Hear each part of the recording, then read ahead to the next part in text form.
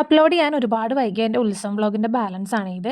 ഞാൻ പറഞ്ഞിട്ടുണ്ടായിരുന്നു എൻ്റെ താലം വ്ളോഗിൽ 20-ാം തീയതി വെള്ളിയാഴ്ചയാണ് അമ്പലത്തിലേക്ക് തടി പോകുന്നതെന്ന്. തടി മീൻസ് ഗരുഡൻ തണ്ടെന്ന് പറയും.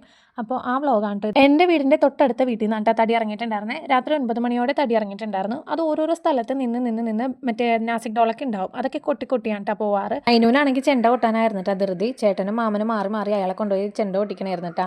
അത് കഴിഞ്ഞിട്ട് ഞങ്ങൾ മാമൻ്റെ വീട്ടിലേക്ക് വന്നപ്പോൾ തന്നെ കണ്ണൻ ചേട്ടൻ അതിനൊരു ഐസ്ക്രീം ഒക്കെ വാങ്ങിച്ചു കൊടുത്തിട്ടുണ്ടായിരുന്നു. ആൾ അവിടെ ഇരുന്ന് കഴിക്കണമായിരുന്നു. അത് ആ ഗ്യാപ്പിൽ ശ്രീമോൻ പോകണമെന്ന് പറഞ്ഞ് വീട്ടിലേക്ക് പോയിട്ടാ.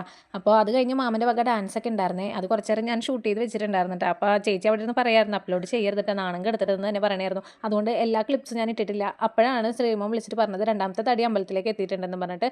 ഇത് വേറെ ഭാഗത്തുനിന്ന്, ഞങ്ങളുടെ തെക്ക് ഭാഗത്തുനിന്ന് വരുന്ന തടിയാണ് കേട്ടോ.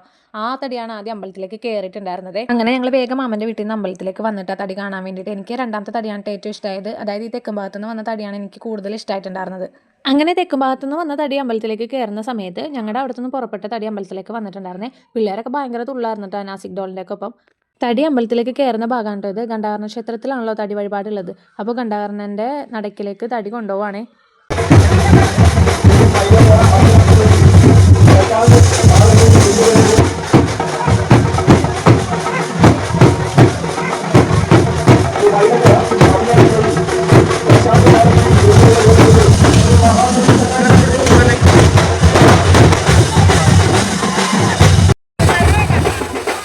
അങ്ങനെ ആദ്യത്തെ തടി കയറി കഴിഞ്ഞാൽ 2ാമത്തെ തടി അമ്പലത്തിലേക്ക് വന്നിട്ടുണ്ടായിരുന്നിട്ടാ.